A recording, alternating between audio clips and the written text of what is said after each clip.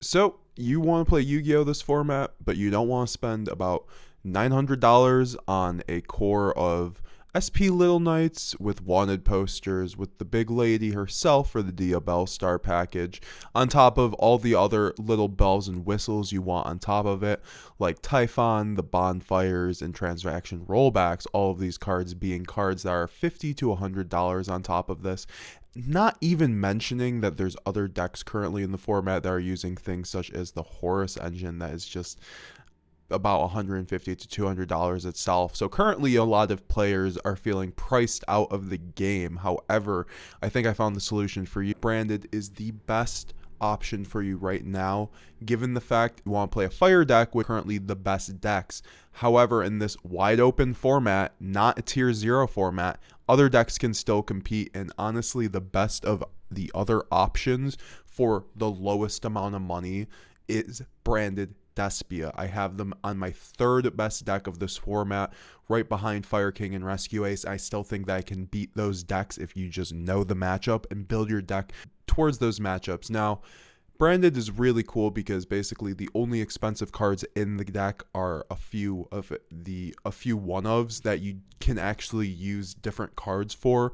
And this deck has been performing actually very well this format so far. This is only 2 weeks in. However, we've seen multiple tops with multiple different lists from players, competitive players such as Dinkabui, piloting lists with branded Despia with or without the gimmick puppet. So you see these lists of 40 cards to even almost 60 cards in the case of Dinkabui. So you see a lot of different options. You have a lot of different ways to play this deck.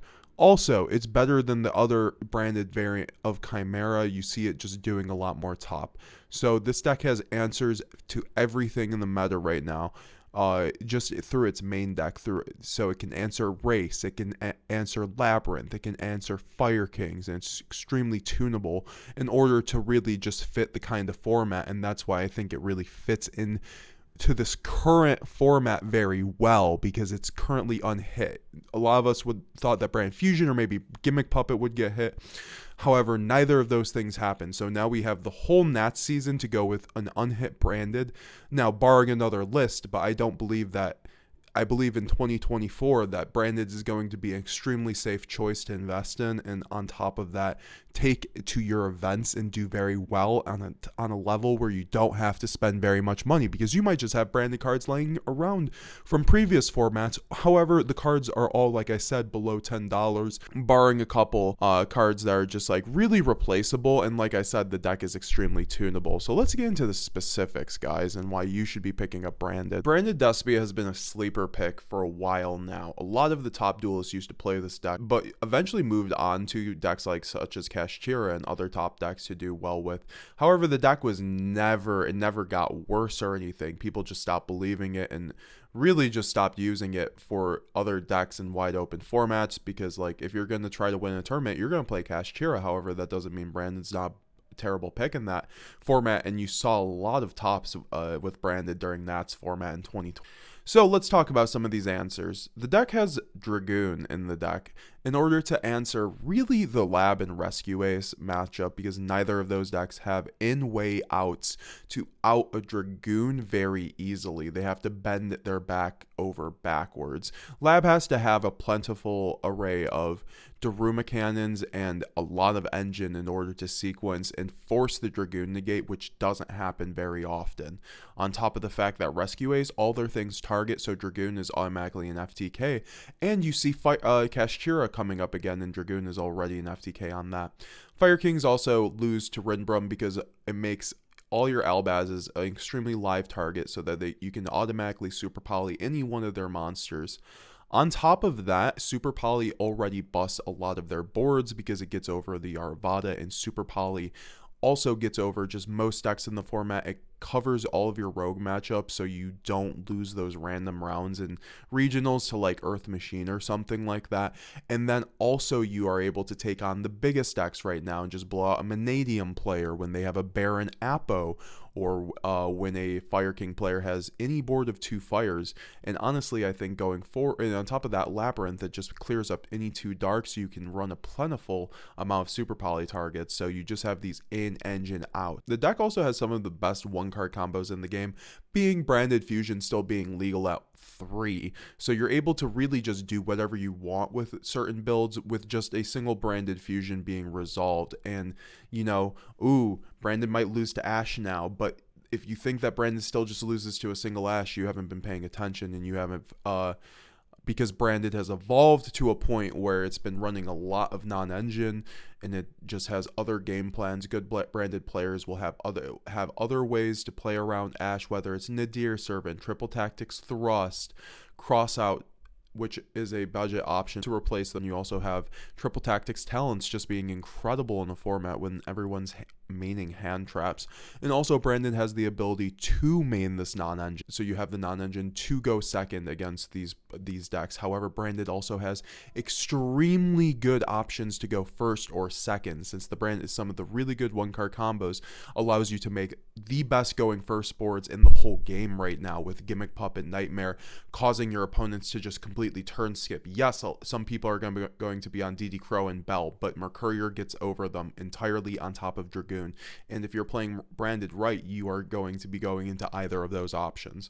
So, and then on top of that, the deck has an infinite option to break a board, with Albaz just being a super poly in its own right, and then the ability to run 3 super polys, and the deck being the best super poly deck in the game, with all of its in-engine fusion boss monsters being able to make your opponent's monsters super poly targets with their easy conditions to summon for their fusion materials. It's like TEARLAMENTS, where TEARLAMENTS doesn't actually have to run too much non-engine. You can actually run all engine with the Branded deck and go pretty far. All you really need is super poly. You can run a 40 card Branded deck and have hyper consistency and always see that super poly to blow out 99% of opponents. Set Albaz plus super poly gets over any monster, by the way. The deck can actually play through Ash now quite easily with all of these options, where like if you get ashed when you have a tactics or a thrust, you basically go plus on the ash. Whereas other decks like Fire Kings, if you get ashed on the Ponix, you basically just get turn skipped most of the time. So and on top of with Rescue Ace, every other deck getting hit consistency wise without Branded getting hit consistency wise, Branded is actually quite resilient to hand traps nowadays. And also that leads me to say that people don't really know how to play against the new builds of Branded. I did mention before, there are lots of ways to play Branded now, and that leads it to your opponent not generally knowing where to hit you on your combo. Especially this really comes up in tournaments. You know, locally you can get known for your Branded build, but if you go to a tournament and they don't know what Branded build you're on, they don't know you're on Puppet, they may save the imperm on the Aluber and you just completely go full combo because they didn't hit you on the Aluber, or they try to imperm the Grand Guignol and then you just hit the duality and you go infinitely plus because you have a Dragoon now on board and your Grand Guignol still resolves. So a lot of the time Branded decks being so diverse leads it to being an extremely good meta pick, on top of the fact that it has all the options and your opponent just won't know where to hit them exactly outside of the Ash on Branded Fusion, which to this day, if you watch my streams, people still Ash other things than the Branded Fusion for some reason. And that leads us to talking about Gimmick Puppet. Gimmick Puppet is still one of the best options in the game, and it really should be banned from the game. And for that reason, I think Branded has the best going first board in the game. However, if you don't want to be toxic, and if you want to have a board that's just as good because you see builds with or without Gimmick Puppet doing just as well, basically, you could run the builds that you loop Mirror Jade 3 to 4 times on top of like a Draco Stapelia or something like that through things like Ad Lib and Quem.